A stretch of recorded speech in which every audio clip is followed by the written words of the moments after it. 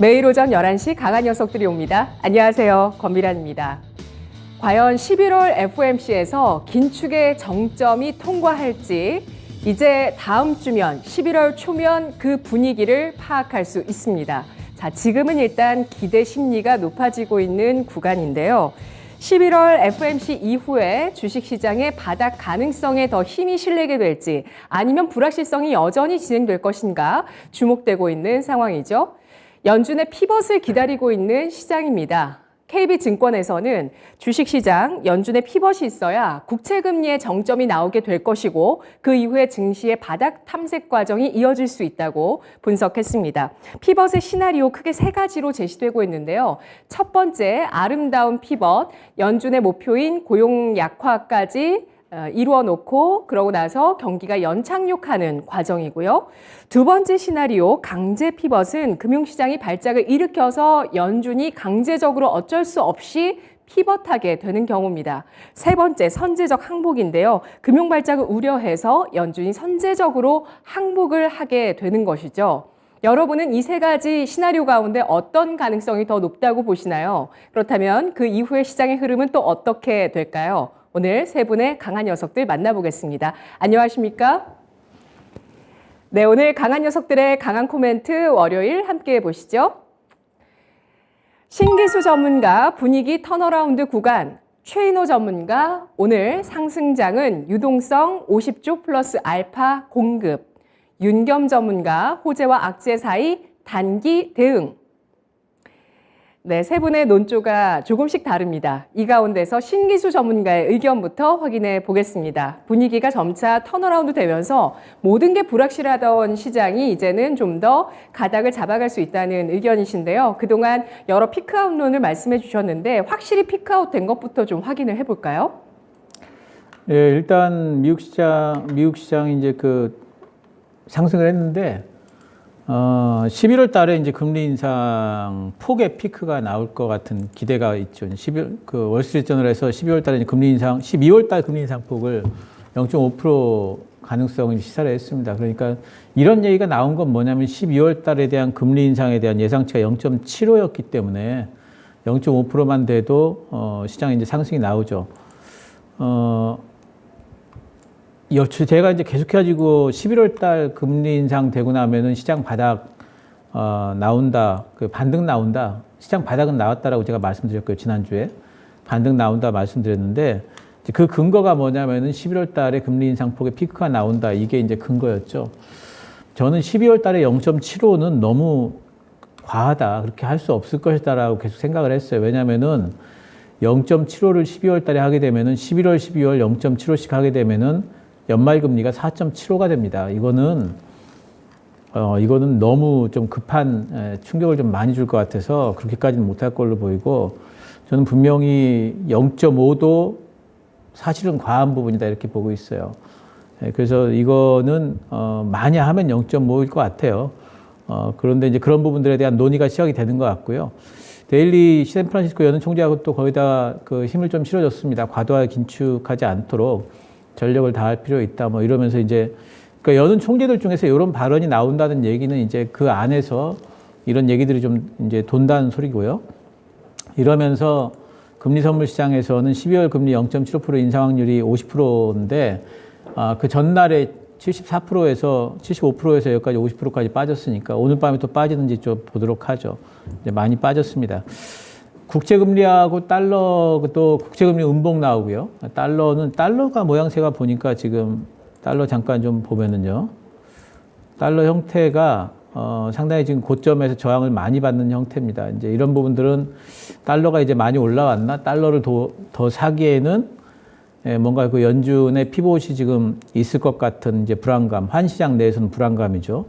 이제 그런 것들이 있으면서 좀 매도가 좀 나오는 것 같아요. 달러가 만약에 이번에 달러 인덱스 기준으로 110일 밑으로만 내려와도 상당히 달러가 좀 급하게 빠질 수가 있을 것 같고요. 이런 것들은 주식시장에 이제 좋은 가능성으로 봐야 되겠죠. 그래서 지금 이제 피크아웃이, 제가 이제 말씀드린 피크아웃이 멘션 피크아웃이라고 지난번에 말씀을 드렸고, 또 이제 금리 인상 폭의 피크아웃이 지금 이제 다가오고 있는 것 같습니다. 근데 이제 11월 달 금리 결정은, 그러니까 중요한 거는 뭐냐면 FOMC 때 금리 결정이 중요한 게 아니고 이제 FOMC 이후에 성명서가 중요하겠네요. 그러니까 거기에 대한 경계감은 있겠죠. 그리고 S&P 500이 급하게 또 올라갔으니까 가령 오늘 같은 날은 떠서 시작하게 되면 S&P 500이 또 음봉 가능성이 있습니다. 그래서 이번 주는 계속해야 좀 날아간다기보다는 좀 이제 그런 경계감들을 좀 소화를 하면서 옆으로 횡보하는 정도가 유력할 걸로 보고 있고, S&P 500 잠깐 좀 보도록 할까요? 차트를 좀 보시면은 뭐 차트상으로도 이제는 이런 뭐 우리가 잘 아는 역헤드 앤 숄더 뭐 이런 것들이 만들어지고 있네요. 하지만 위쪽에 3,800선 부근에 여기 이런 갭 있죠. 여기 이렇게 지난 6월 달에 만들어졌던 갭들이 있습니다. 이런 데들이 다 저항대입니다. 그래서 이런 데 넘으려면은 시간이 좀 걸려요. 그래서 바로 가지 못합니다. 그래서 아마 옆으로 횡보하는 정도가 이번 주는 유력할 걸로 보입니다. 3,800선 정도 상단으로 좀 보고 있습니다. 그래서 이번 주는 이제 횡보 정도 생각을 좀 하셔야 되겠고, 또 이번 주에는 실적 발표도 많이 있습니다. 미국 쪽에는 알파벳, 마이크로소프트, 메타, 애플, 아마존 다 실적 발표 있고요. 굉장히 유력한 업체들이죠. 우리나라도 지금 현대차, SK하이닉스, LG에너지솔루션, 삼성전자, LG전자. 그러니까 이번 주가 이제 전 세계 이제 실적에 아주 굵직한 회사들 다 실적 발표가 있는 주간이라서 아마 실적이 나오면서도 왔다 갔다 이제 시장이 좀 등락을 좀 할 걸로 보입니다. 우리 코스피로 보더라도 2280이 강한 저항대입니다. 코스피도 보시면은 이런 데들이 갭자리죠. 이런 갭자리들은 늘 저항대입니다. 그래서 이런 데를 뚫고 하려면은 시간이 좀 걸려요. 이번 주는 코스피도 횡보세, 하지만 종목 장세는 계속될 걸로 보이고요. 오늘 같이 이렇게 올라가는 날 따라잡기 하시면은 어쩌면 내일 바로 물릴 수도 있습니다. 그래서 강조분 전략, 강한 종목을 조정 구간에서 분할 매수하시는 거, 이 전략 계속 유지하시고요. 관심 섹터는 저는 2차전지 늘 첫 번째 섹터죠. 그리고 조선 턴어라운드 기대감 여전히 남아있다. 자동차 실적은 좋다. 특히 부품주들. 반도체 바닥 잡은 것 같고요. 방산, 이제 큰 박스권 오랫동안 그릴 겁니다. 반등 노릴 수 있고, 신재생 쪽도 모멘텀 죽지 않았다. 이렇게 보고 있습니다. 네. 알겠습니다. 한 방을 노리기보다는 포트폴리오를 잘 구성해 나가는 전략이 되겠습니다. 강한 종목을 조정 시 분할 매수하는 전략에 대해서 이제는 펼만한 시기라는 점 밝혀주셨는데요.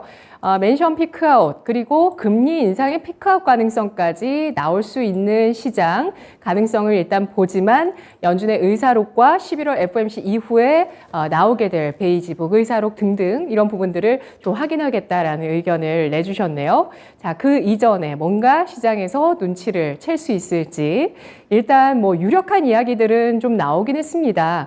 샌프란시스코 연은 총재가 그렇게 또 발언을 한 게 좀 의례적이죠. 이게 진짜 멘션의 피크아웃이 이제 진짜 된 것인지 그동안은 강력한 금리 인상이 필요하다는 점에 대해서 연준 위원들이 한 목소리로 이야기를 해왔었는데요. 그렇지만 이제는 서서히 조절하는 것에 대해서 이야기를 시작할 때가 됐다라는 발언이 나왔고요. 또 월스트리트 저널의 보도로 인해서 미국장 2%의 상승을 보였습니다.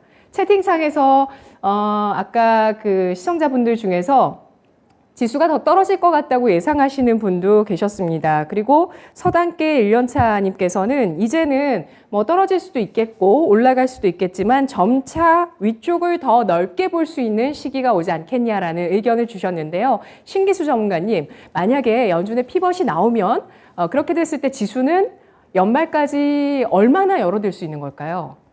피봇이 나오면은 저는 연말까지 S&P 500 기준으로 4,050 정도 보고 있습니다.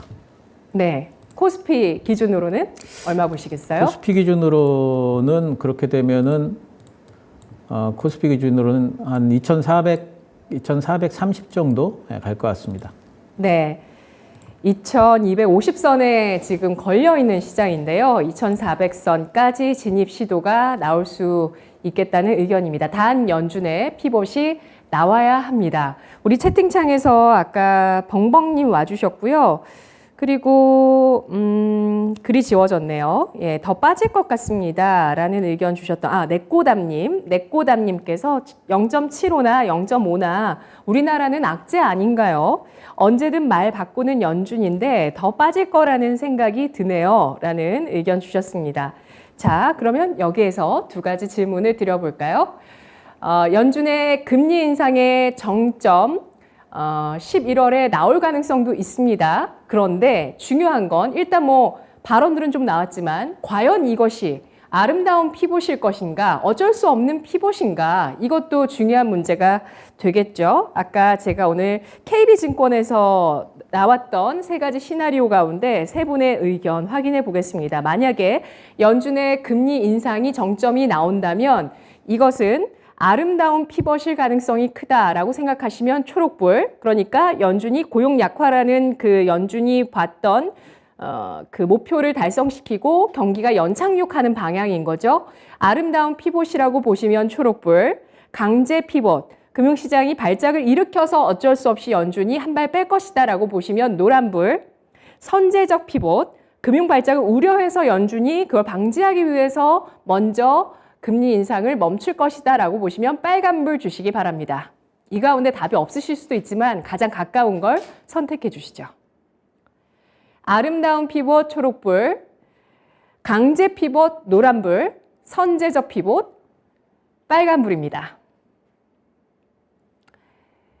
윤겸 전문가가 노란불, 나머지 두 분은 빨간불을 주셨는데요. 최인호 전문가님.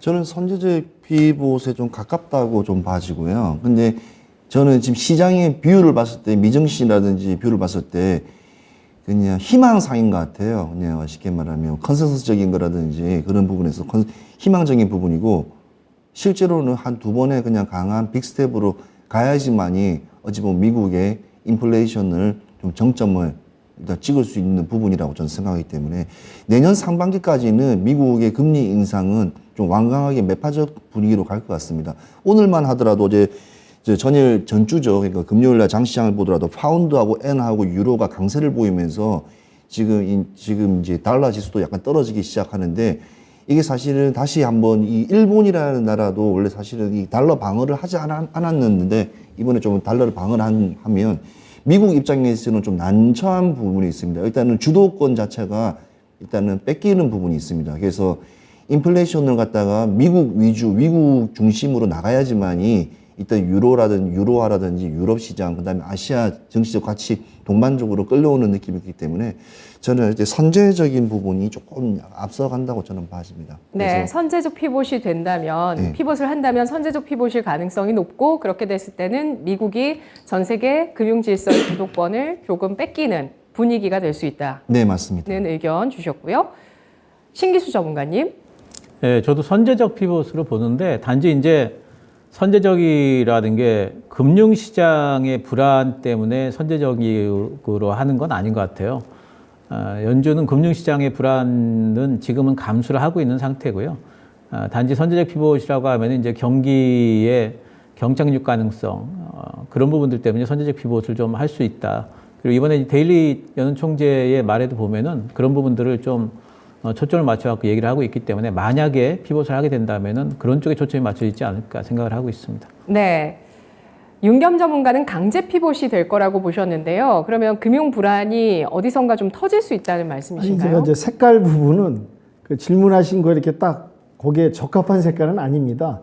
색깔이 사실 세 가지가 혼동스럽고 어떨 때는 좀 혼란스럽게 이게 그 색인지 그렇게 좀 헷갈릴 때가 있는데, 예, 제가 말씀드릴 수 있는 부분은 미국 경제가 이제 고용 지표라든지 실업 청구 그런 걸 봤을 때 그다지 인플레이션이 지금 고점에 와 있고 정점으로 둔화되고 있는 상황이면서 그렇게 나쁘지만은 않아요. 그러니까 미국 자체가 경제 침체를 이렇게 두려워하지는 않고 또 미국 경제에 대한 자신감 그런 부분이 또 있습니다.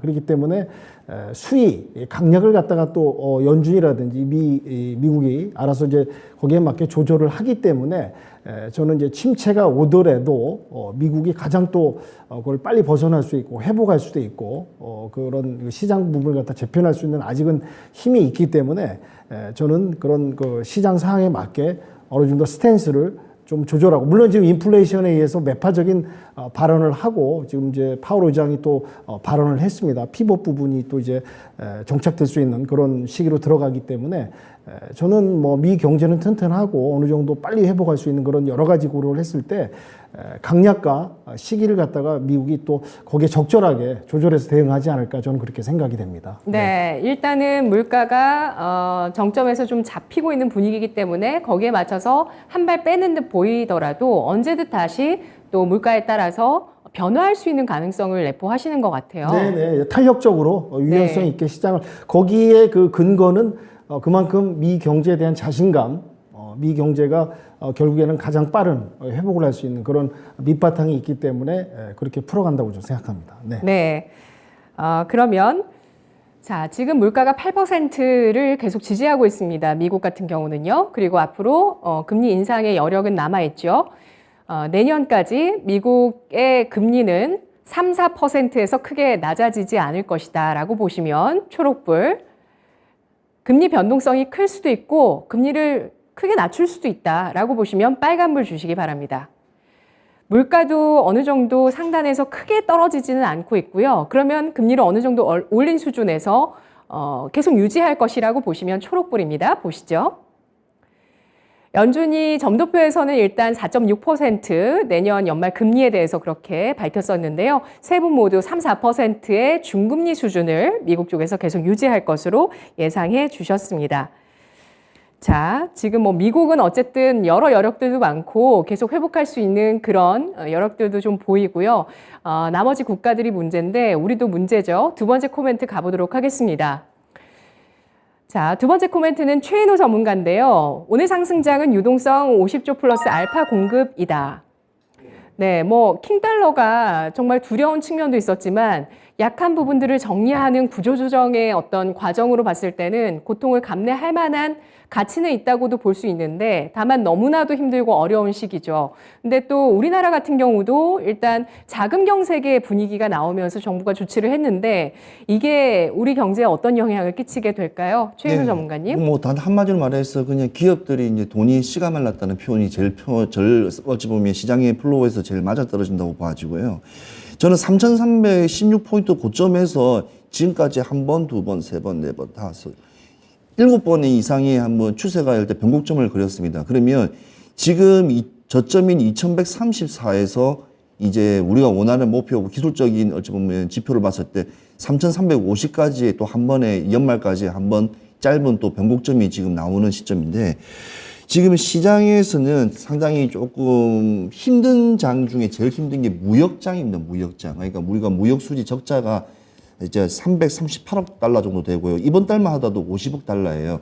이 무역 수지 적자 폭이 상당히 크러나무에서 어찌 보면 우리나라의 전체 기업들의 한 40%의 수익이 수출에 의존하는 그 부분이 있기 때문에 금리 인상 부분에 상당히 어찌 보면 지금 상당히 우량주 말고는 좀 상당히 지금 돈에 좀 많이 허들리고 있죠.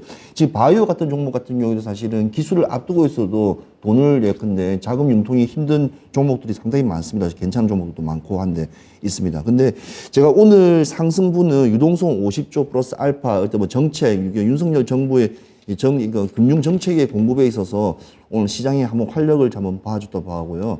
건설이 섹터가 상당히 많이 떨어졌는데 오늘 증시에도 건설 부분이 상당히 많이 오르는 걸 볼 수가 있고요. 일단 채권 시장 안전 펀드가 한 20조 정도가 일단은 투입된답니다. 공급을 봤을 때. 그리고 회사채, 기업은 기존에 보통 8조에서 지금 16조 2배 정도 기업은 이제 회사채를 이제 또 올린다고 하니까 그것도 한번 봐야 될 것 같고요.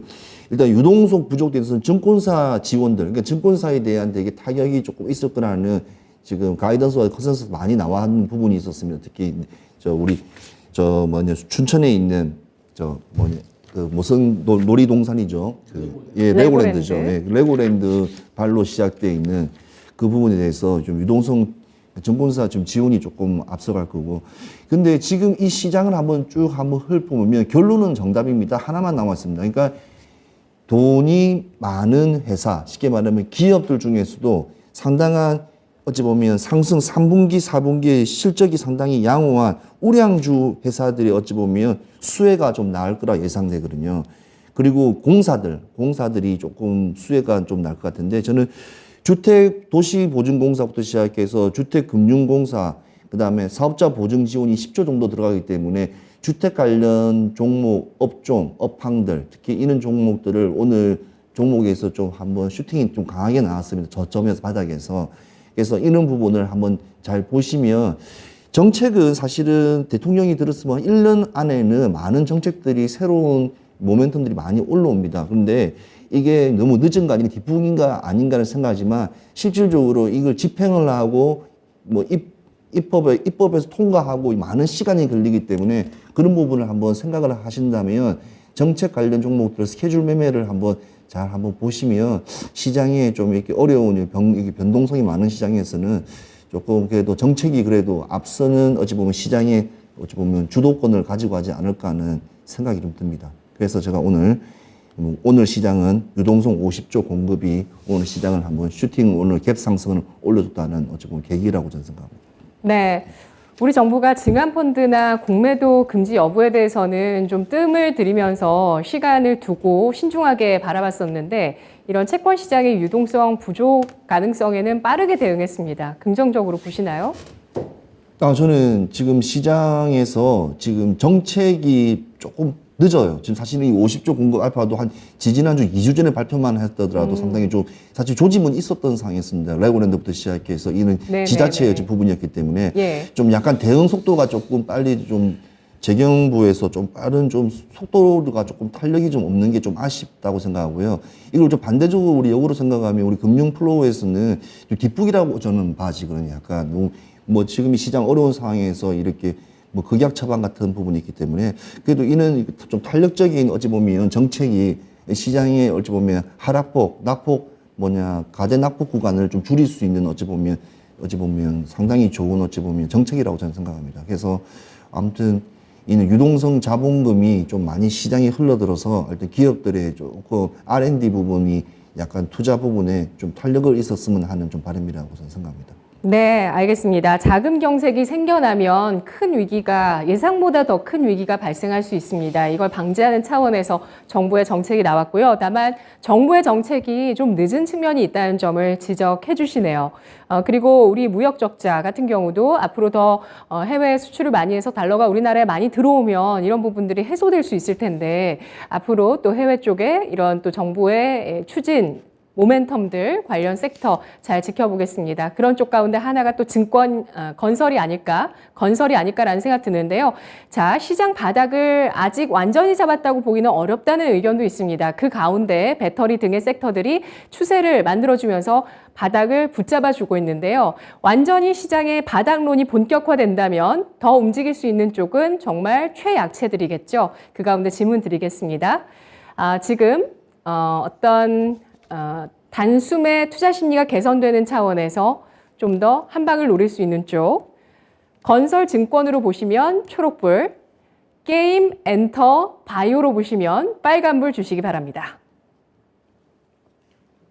네. 참 어렵네요. 진짜 어려운 겁니다. 예. 정말 어렵습니까? 아니, 이 섞여 질문 있어요. 의미가 네. 있을까요? 네. 예. 증권 건설에서 한 방을 노리겠다고 생각하시면 초록불, 그리고 게임, 엔터, 바이오라고 보시면 빨간불입니다. 한 방을 노리지 말라고 조금 전에 얘기를 드렸지만 또 트레이더들은 그 한 방을 또 노립니다. 그래서 그분들께 또 시청자분들께 가이드가 되실 수 있도록 시장에서 바닥론이 본격화됐을 때 과연 어느 쪽이 더 강하게 움직일까? 세 분께 질문 드리겠습니다. 보시죠. 네, 모두 노란불 주신 건가요? 네. 이러시면 어쩌죠? 예. 아예 노란불을 뭘 하나 넣을 걸 그랬네요. 네. 모두 중립의 의견을 주셨어요. 그러면 접근하지 말자는 뜻도 있으신지 윤겸 전문가님? 네, 뭐 건설 같은 경우 최근에 뭐 네옴시티 관련해 갖고 상당한 기대감과 의해서 좀 움직이고 올라가는 부분이 보였는데요. 빈셀만 왕세자가 또 뭐 방안이 연기되면서 약간 김이 빠지는 네옴시티 프로젝트 같은 경우도 참 어마어마한 1년 예산이 우리나라와 1년 예산과 맞먹는 또 현실 실현성이 조금 약간 퀘션이 되는 그런 부분도 없지 않아 있어요. 그러다 보니까 지금 전반적인 뭐 이런 건설, 증권 부분도 또 말씀하신 게임 엔터, 바이오 이쪽도 전반적으로 볼 때 지금 시장 상황에서는 지금 뭐 전반적으로 이제 바닥을 향해 가고는 있으나 네. 하여튼 순환하면서 그때그때 이슈 키포인트를 잘 찾아서 단기적으로 대응해야 되지 않을까. 시기가 풀릴 때까지는 그렇게 네. 생각이 되고 있습니다. 네, 단기적인 대응에 국한해야 되는 섹터라고 평가해 주셨고요. 그 가운데서 단기적으로 좀 더 마음이 가는 쪽, 내가 더 관심 있게 볼 만한 쪽은 어느 쪽일 거라고 생각하세요? 아니면 공평하게 다 보실 건가요? 저는 어느 한쪽으로 편중되지 않고 거기서 순환하면서 그 포인트를 잘 잡아내는, 네. 딱 집어내는 그게 기술력이고 이게 테크닉과 내공이 아닐까. 그런 쪽으로 한번 신경을 쓰셔서 공부하시고 분석하시길 부탁드리겠습니다. 네, 윤겸 전문가의 그 테크닉으로 퍼스텍으로 지난주 수익 보신 시청자분도 계세요. 네, 정말 수익 나셨으면 잘하셨고요. 다행입니다. 네. 윤겸 전문가님도 잘하셨고 시청자분도 잘하셨고요.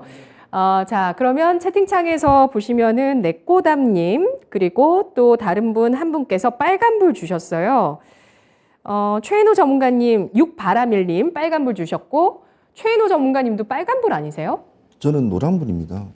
노란불이시네요. 네, 왜냐면 지금 사실 3분기가 끝나고 실적 시즌이 지금 돌아왔거든요. 실적 시즌이 돌아왔는데 지금 4분기 지금 시장에 일 때는 현 시점이 아까 제가 말씀드렸던 무역 수지 적자가 있는데 이게 건설 같은 경우에는 사실은 이렇게 해외 지금 수주가 지금 많이 잔고가 많이 남아 있어. 특히 현대건설부터 시작해서 삼성물산 같은 경우에는 상당히 좀 강한 세트인데 시장에서 못 받아주고 있습니다.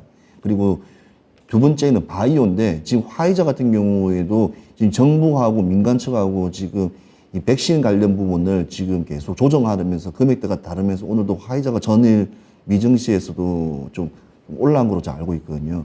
근데 바이오는 이 보통 하반기에 들어갈 때 상당한 좀 큰 힘이 나옵니다. 왜 그러냐면 특히 면역암부터 시작해서 표적암부터 있겠지만 여러 섹터에 관련된 바이오는 제일 큰 게 뭐냐면 특히 겨울 시장에 독감 관련돼 있는 독감 신약 관련 종목들 그런데 모멘텀이 상당히 불붙는 경우 되게 많아요. 그래서 이 연말에는 또 게임주 또 방학 시즌에는 또 유동성 애들이 움직이지 않고 거의 다 집에 많이 있기 때문에 게임 시장이 또 거의 또 활력을 좀 많이 있습니다. 그리고 엔터 같은 경우에는 연말에 또 많은 또 시상식이라든지 여러 가지 또 데이터적인 부분이기 때문에 어쩌면 시장의 흐름을 봤을 때는 뭐 이렇게 바이오, 게임, 엔터가 맞다고 하지만 좀 꾸준한 어찌 보면 성장성과 무역적인 부분을 봤을 때는 해외 시장이 무역적으로 봤을 때는 저는 건설도 참 괜찮은 업황이고 좋은 종목이기 때문에 네. 이거를 어떻게 감히 이렇게 전문가들이 판단한다는 건 그렇고 시장에 그냥 그냥 시장에 그냥 맡기는 게 제일 정확하다고 좀 봐지는데 그래도 3분단인 게임, 바이오, 엔터가 좀 양이 더 많으니까 오히려 이쪽이 더 강하지 않을까 하는 또 생각도 듭니다. 네, 아주 공평하게 모든 섹터에 대해서 관심을 둬야 된다는 의견, 올라간다면 올라갈 만한 이유가 있다는 점에 대해서 게임, 바이오, 건설 특히 중점적으로 설명을 해주셨는데요. 빨간불을 주신 내꼬담님께서 건설과 증권은 짐심 오바입니다. 예, 이건 정말 아닌 것 같아요. 라면서 빨간불을 확실하게 선택해 주셨는데 신기수 전문가님 노란불 주셨어요? 예, 저는 이번 시장에서 반등 나올 때 한 방 노릴 수 있는 sek터로 1차로 저는 계속 2차전지 보고 있고요. 시장 예. 반등이 이번 파동에서 제일 강할 쪽은 2차전지 쪽. 2차전지 많이 올라와 있는 듯 싶지, 먼저 올라와 있는 듯 싶어서 아직 안 올라온 다른 쪽들이 2차전지보다 빨리 갈 것인가 저는 그렇게 생각 안 하고요. 시장 반등이 본격화되면 2차전지 더 간다고 보고 있고요. 그리고 이제 건설주와 관련해 가지고는 네옴시티 때문에 더 올라갈 수는 있겠지만은 그 증권주 같은 경우에는 그 PF 대출 관련돼 가지고 그게 상방을 아마 상당히 좀 제한할 걸로 보고 있습니다. 엔터주들은 엔터 3사들 반등 나올 걸로 보고 있고요. 그리고 게임주 같은 경우에는 종목별로 신작 모멘텀 있는 종목들 골라가지고 들어가야 될 것 같습니다. 네, 알겠습니다. 한 방을 노릴 수 있는 쪽은 배터리다. 노란불은 배터리였습니다. 배터리주라고 의견 주셨고요. 건설은 PF 불확실성 계속 남아있을 것으로 예상을 해주셨습니다. 그리고 게임과 또 엔터주에 대해서 긍정적인 의견 제시를 해주셨는데요. 우리 채팅창에서 지이크님께서는 지금 연준 피봇이 오늘장의 주제잖아요. 근데 경기 침체에 대해서 경고했었던 지난주에 미국 쪽 CEO들 이야기 정리해주고 계십니다. 경기 침체에 대한 그 강도 어느 정도일지도 계속 우리는 봐야 되죠. 마지막 코멘트 알아보겠습니다. 윤겸 전문가, 호재와 악재 사이 단기 대응. 그렇습니다. 일단 기대감이 높아졌다는 점은 호재가 되겠지만 악재도 여전히 남아있는 상황입니다. 단기 대응 어떻게 할까요? 네, 뭐 이제 호재와 악재 사이를 코멘트로 남기면서 사실 그 강한 녀석들 초창기 시절이 생각이 납니다. 그때 제가 코멘트로 그 냉정과 열정 사이라는 그런 코멘트를 한번 이제 비유해서 한번 말씀을 한번 드렸는데, 지금이 호재와 악재 사이의 이런 경계선과 또한 전환점, 분기점, 분기선에 서 있지 않나, 그런 생각이 들어서 코멘트를 남겼고요.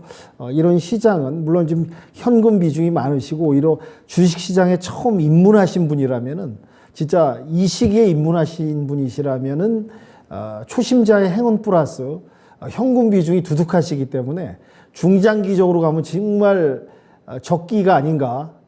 그래서 주식 입문자분들은 지금이 완전히 주식시장의 문호가 상당히 열려 있는 그런 저점 좋은 공격 시기가 아닌가라는 생각을 좀 대비해서 한번 해보고요. 그래서 지금 뭐 호재 부분이 조금씩 꿈틀거리고는 있습니다. 뭐 이제 미국이 금리 인상 속도 조절 부분이 나왔죠. 그러다 보니까 정말 숨 막히는 증시 상황에서 약간 숨통이 트이는, 우리가 이제 수영할 때 잠수를 오래 하다가 물 밖으로 확 나오면 그냥 확 숨통이 트이지 않습니까? 약간의 이제 숨통이 트이는 그런 느낌이 듭니다. 이제 다음 달에는 0.75, 12월 달에는 0.5를 얘기가 언급되고 있는데요. 12월에 0.5를 나오면 마치 뭐 진짜 이 금리를 엄청 깎아주는 듯한 그런 느낌을 받는 그런 상황인 것 같습니다. 그러다 보니까 이게 또 이제 호재로 적용이 돼서 이제 금요일 전일 미 증시가 또 상승하는, 또 우리 국내 증시가 오늘 갭상승에서 출발하는 그런 모습이 나오지 않나 생각이 듭니다. 이제 금리 인상 부분 이제 이렇게 흘러가고, 이게 이제 시장에 이제 반영이 되고 있고 효과가 지금 나오는 모습인 것 같고요. 그리고 이제 또 하나가 중요한 게 미국 이제 실적 시즌입니다. 아까 전에도 언급됐지만은 이번 주에서 계속 실적 시즌이 나오는데, 실적 시즌에 따라서 실적 그 결과에 따라서 또 뭐 당연히 뭐 유동성과 변동성이 또 움직이겠죠. 그래서 이제 테슬라 같은 경우 또 상당히 중요한 실적 부분이 또 연계돼서 봐야 되지 않을까. 또 이제 테슬라 관련해서 또 이제 매집 수급이 많이 들어오는 그런 결과가 지금 좀 나오고 있습니다. 그래서 이제 큰 기업들의 실적들이 한번 또 보여준다면은 미 증시가 한 번 더 또 큰 폭의 상승은 아니라도 하여튼 여하튼 간에 단계적으로 한 단계 또 도약할 수 있는 상승장이 나오지 않느냐. 그러면 그게 또 우리나라 이제 증시의 뭐 민감성, 연동성에 의해서라도 우리 증시에 도움이 되지 않을까라는 생각을 해 봅니다. 그러니까 이번 주 계속되는 실적, 미 기업들의 실적 지표를 잘 보시면서 단기 대응하시는 게 어떨까라는 말씀을 좀 드리도록 하겠습니다. 그리고 좀 유럽 증시를 좀 봐야 되는데요. 뭐 유럽 증시가 지금 뭐 영국 같은 경우 이제 파운드화가 조금 이제 안정됐고 다시 조금 악재 위험성에서 조금 이제 벗어나려는 모습 보이고 있는데요. 가장 중요한 건 뭐 유럽 증시의 근간을 흔드는 러우 전쟁 아니겠습니까? 지금 그래서 이제 러시아도 지금 출구 전략을 핀 듯한 그런 모습을 지금 보이고 있는데요. 뭐 각국과 국방장관들이 뭐 통화를 하고 그런데 최근에 이제 뭐 다리 폭파 사건 그런 것들이 나면서 러시아가 지금 뭐 약간 이제 불리한 국면이 접어들다 보니까 이 부분이 하여튼 여하튼 간에 하여튼 뭐 각국 국방장관 대화를 통해 갖고 빨리 매듭 짓는 수순으로 가야 되지 않을까. 이게 지금 또 봄까지 장기화되면 또 이게 결코 좋지 않다. 유럽은 또 전쟁과 직결되어 있는 그런 지리적, 영토적 관련성이 있다 보니까 여하튼 간에 빨리 전쟁의 어떠한 단초를 찾아서 매듭 짓는 쪽으로 가길 좀 바라는 마음이고요. 중국 증시 같은 경우 좀 보겠습니다. 히토류, 지금 뭐 전 세계 중국이 히토류 생산량이 60%고 또 히토류라는 건 또 발굴해서 채굴해서 정제를 해야 됩니다.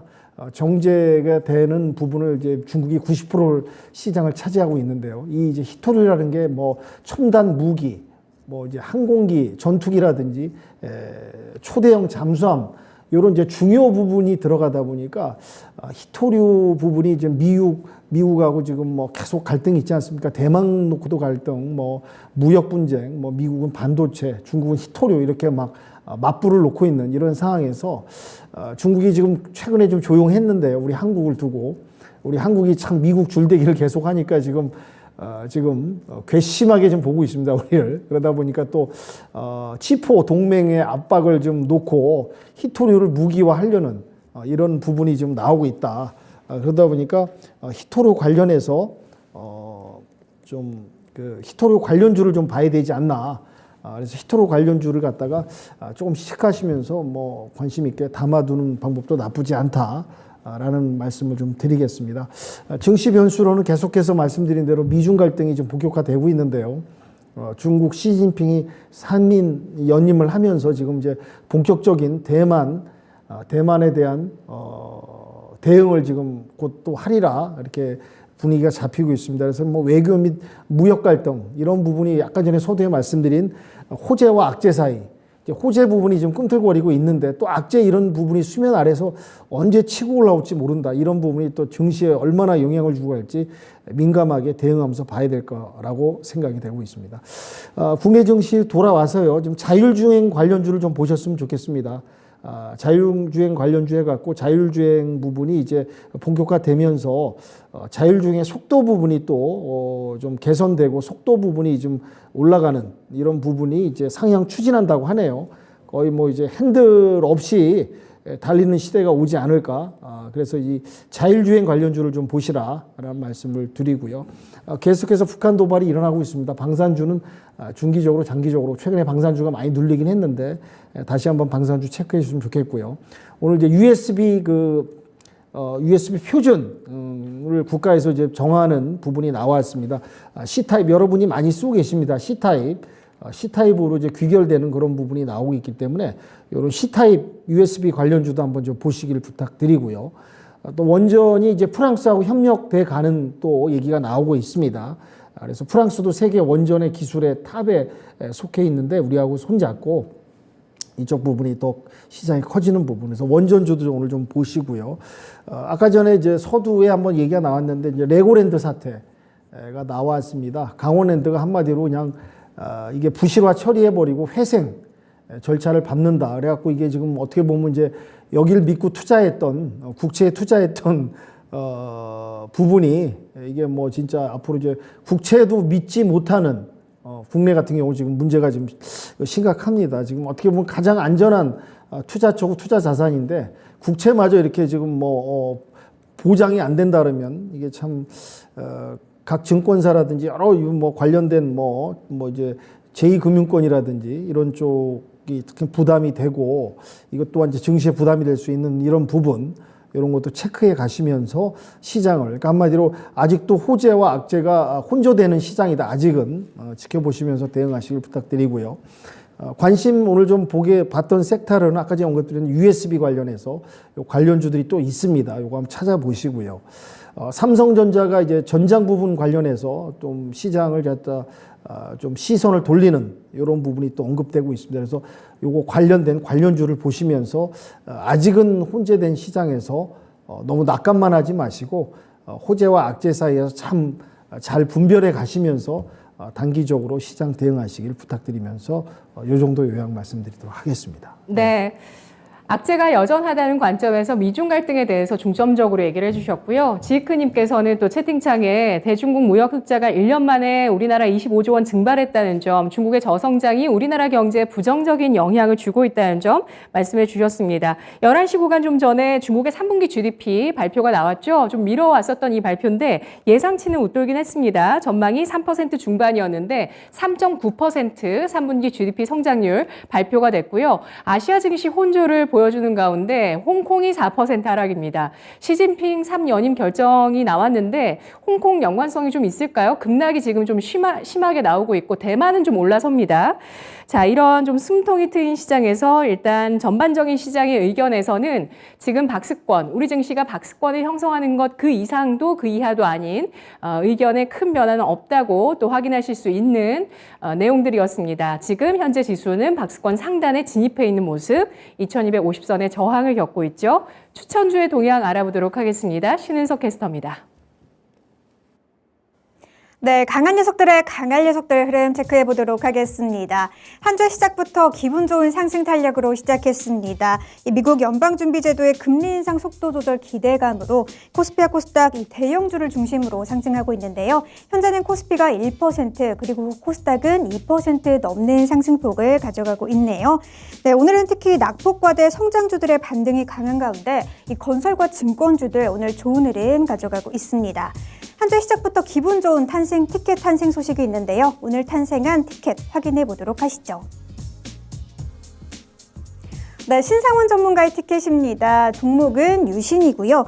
유신은 우크라이나 재건 수혜뿐만 아니라 이 네옴시티 관련주로도 부각받으면서 이중 수혜를 받을 것으로 기대되는 종목이죠. 매수가 조금 더 자세히 살펴보시면 37,650원, 목표가는 45,000원으로 제시해 주셨는데 42,100원까지 오르면서 11%가 넘는 수익률을 달성하셨습니다. 네, 신상원 전문가님 축하드립니다. 그러면 현재까지 전문가별 토마토 티켓 보유 현황도 체크해 보도록 하시죠. 네, 최인호 전문가가 낙폭을 크게 키운 상태로 티켓 7장으로 단독 선두를 달리고 계십니다. 오늘 신상원 전문가가 티켓 1장을 추가로 획득하면서 윤겸, 이정우, 신상원 전문가가 티켓 4개 그룹에 들어가게 되셨네요. 그리고 신기수 전문가는 티켓 3장으로 함께하고 있는 모습입니다. 네, 오후전까지 이런 상승 흐름 계속해서 유지할 수 있을지 지켜봐 주시길 바라면서 오늘 강할 녀석들에는 또 어떤 추천주들이 있는지 지금 바로 확인해 보시죠. 네, 또 하루 만에 티켓이 나왔습니다. 바로 신상원 전문가의 유신인데요. 전문가님 축하드립니다. 안녕하세요, 전문가님. 감사합니다. 네. 축하드립니다. 유신입니다. 우크라이나 재건과 네옴시티 관련주라고 분류해 주셨던 종목이 하루 만에 11.8% 고점 기준에 수익 났는데요. 전략 다시 한번 보죠. 네, 뭐 의외로 운 좋게 지금 주말에 미국 증시 반등도 나오고 또 뭐 건설 관련 지원책도 나오고 뭐 이래서 시장 지환책이 나와서 이렇게 올라가는 것 같은데요. 그거 말고도 네옴시티가 아직 꺼지지 않았다. 실제로 실체를 갖고 이렇게 움직임이 나온다는 거에 이제 의미를 두면 될 것 같습니다. 그리고 당연히 이제 제가 항상 말씀드리는 것처럼 진입하실 때 일단 이런 하락장에서는 급등주들은 좀 밑으로 깔아서 3분할 이렇게 접근하라고 말씀드렸는데 또 마찬가지로 수익도 지금 어느 정도 챙기셨을 거라고 저는 생각합니다. 그래서 남은 물량 갖고 목표가까지 한번 가보시면 될 것 같고 이런 하락장 시장에서 진입하는 그런 노하우, 팁 같은 것들은 오늘도 공개 방송에서 말씀을 드리겠지만 남은 거 좀 기분 좋게 들고 한번 또 목표가까지 가보시면 될 것 같습니다. 네, 알겠습니다. 유신 목표가 유지해 주셨습니다. 분석 잘 들었습니다. 네, 감사합니다. 네, 고맙습니다. 오늘 월요일장 박스권 상단에서 세 분은 또 어떤 종목으로 오전장 마무리하실지 종목 보시죠. 신기수 전문가 SL, 최인호 전문가 오토엔, 윤겸 전문가 MC넥스입니다. 오늘 세 분 모두 모빌리티 관련주 가지고 와주셨고요. 배터리는 없습니다. 이 가운데서 신기수 전문가의 종목부터 확인해 보겠습니다. SL 가지고 와주셨죠? 네. SL은 자동차 부품주인데 일단 뭐 실적이 굉장히 좋습니다. 3분기 때 매출이 1조 121억 지금 전망인데 이게 작년 비해서 42%, 영업이익은 작년에 비해 3배까지 지금 늘어날 걸로 전망을 하고 있습니다. 이렇게 된 데는 이제 현대차, 기아 또 이제 이 회사가 거래하고 있는 GM 쪽에 그동안 이제 생산 차질 이슈가 상당히 좀 이제 완화되면서 이렇게 됐고요. 북미 쪽에서 그래서 매출이 상당히 급증하기 시작했고 특히 GM 쪽이 요즘에 생산 차질이 굉장히 좀 급속하게 좀 정상화되는 것 같아요. GM에선 최대 헤드램프 공급 벤더인데요. GM이 지금 그 3분기 때 미국 판매량도 많이 늘었습니다. 24% 기록을 했기 때문에 이쪽에서 지금 매출이 급증을 했고 현대차 그룹도 지금 생산 차질이 완화되고 있기 때문에 이쪽은 지금 4분기 또 내년 1분기까지도 계속해가지고 회복이 지속될 걸로 보고 있습니다. SL 미러텍을 인수를 했었는데요. 이 회사가 지금 3분기부터 또 이제 인수 효과가 온기 반영되기도 합니다.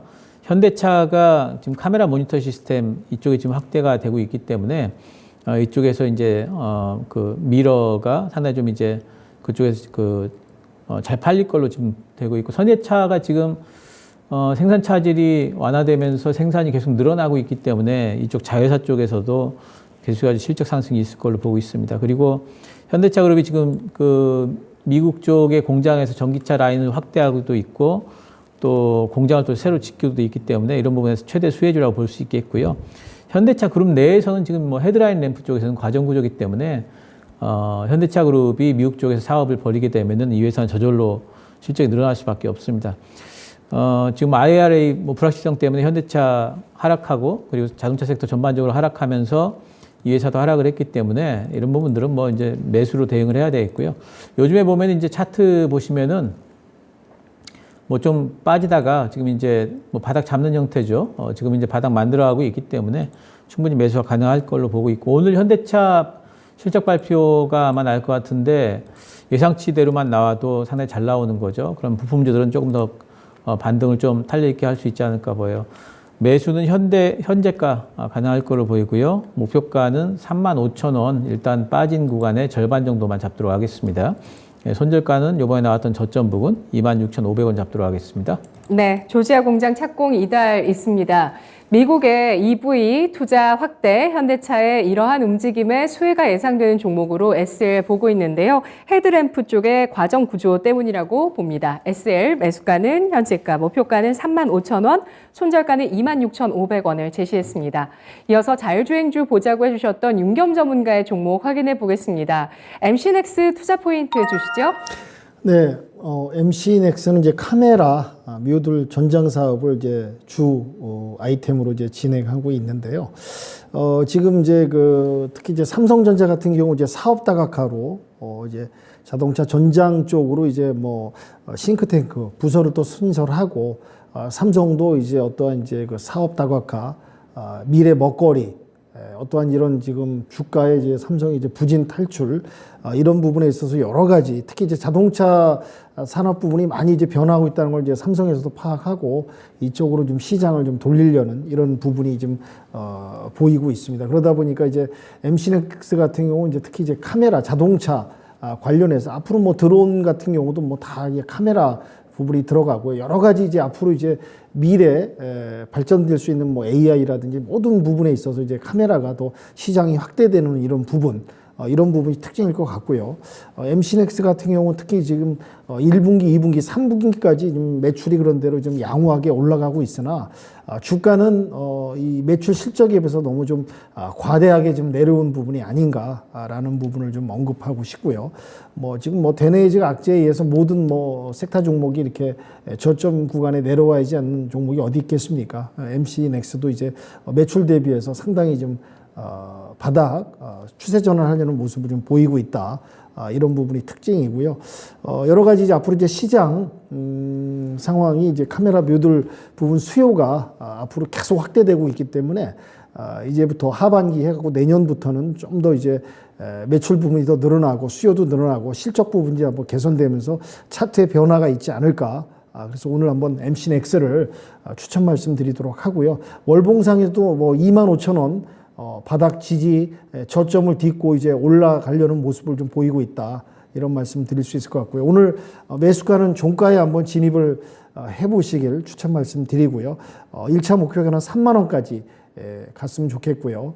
손절가는 25,000원 여유 있게 바닥 저점 확인하시면서 대응하시고 1차 목표 돌파하면은 추가적으로 한 35,000원까지도 갈 수 있다. 시간은 좀 걸리겠지만 그렇지만 1차 목표가 3만 원 잡고 대응하시기를 추천 말씀드리도록 하겠습니다. 네, 자율주행, 로봇과 드론 쪽으로 모멘텀을 또 받을 수 있는 섹터입니다. MC넥스 그동안 좀 저조했네요. 조정을 받았었고요. 이제는 반격할 시점이라는 판단, 또 삼성전자의 전장 사업의 수혜주로 MC넥스 분류하고 있습니다. 매수가는 종가고요. 목표가는 3만 원, 손절가 25,000원 제시했습니다. 마지막으로 최인호 전문가의 종목인데요. 오토엔입니다. 투자 포인트 주시죠. 네, 원래 항상 종목을 선정할 때 있는 두 개가 있어야 됩니다. 실적과 그다음에 우리가 말하는 기대감인데 이 종목은 실적은 올해 좀 장사를 못했습니다. 근데 이 기대감이 뭐가 있냐?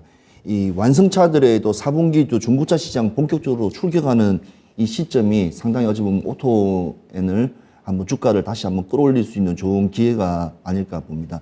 고점 대비 저점을 보시면 거의 뭐 반에 반토막 날 정도로 상당히 주가는 하방으로 추념으로 빠지고 있지만 다시 추세가 우상방으로 또 틀었다는 점에 있어서 또 크게 봐야 되고, 현대글로비스 관련사이기도 하지만 이게 현대자동차 그룹의 사내 벤처로 시작됐던 회사이기 때문에 지금 이제 중고차 시장을 현대차가 이제 본격적으로 진입하게 되고 현대글로비스의 해외 수출을 이제 계속 유지해 나간다면 여러 가지 또 상승 부분이 또 많이 나올 수 있는 부분이라 봐지고요. 일단 차트를 보더라도 어떤 뭐 상당히 일단은 추세가 다시 한번 올라온다는 점, 그게 상당히 어찌 보면 매력적인 부분이라고 봐집니다. 그리고 항상 기업은 이 상승으로 올라갈 수 있는 어찌 보면 그 모멘텀이 어느 시점에 어느 타이밍에 맥을 잘 잡아야 되는데 지금 오토행 같은 경우에는 오늘도 갭 상승, 오늘 코스닥 같은 경우와 거의 뭐 동일하게 호재는 없는 상태에서도 동일한 추세적으로 올라가는 걸 봤을 때도 지금 시장가로 그냥 오늘 진입하시면 괜찮을 것 같고요.